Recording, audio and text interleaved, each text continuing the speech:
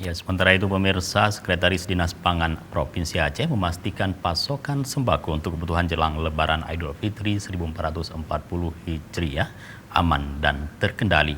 Dinas Pangan Aceh pun telah berkoordinasi dengan instansi terkait untuk keberadaan pangan di pasar-pasar yang ada di Provinsi Serambi Mekah ini.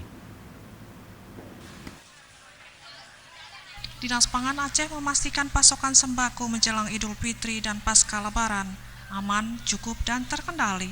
Pihak Dinas Pangan Aceh pun telah jauh-jauh hari memastikan pasokan sembako untuk kebutuhan jelang Lebaran tahun ini di pasar-pasar tradisional di Aceh, sehingga pasokan dan stok mencukupi.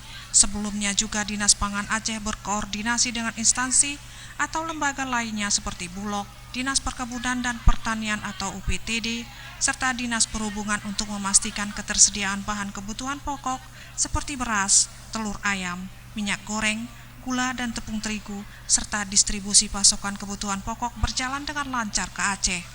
Dan dengan terkendalinya pasokan sembako tidak sampai menekan konsumen, juga tidak sampai merugikan produsen, dan diharapkan harga-harga di pasaran tidak bergejolak menjelang Lebaran dan pasca Idul Fitri. Terhadap pasokan pangan di Aceh, stoknya mencukupi, terutama menyangkut dengan beras, kemudian gula. Nah, itu mencukupi.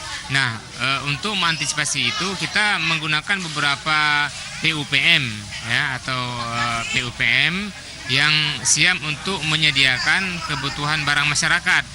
Itu PUPM itu di bawah binaan Dinas Pangan dan kita mengkoordinasi mereka. Nah, jadi mereka siap ketika kita meminta barang, siap mereka menyediakan.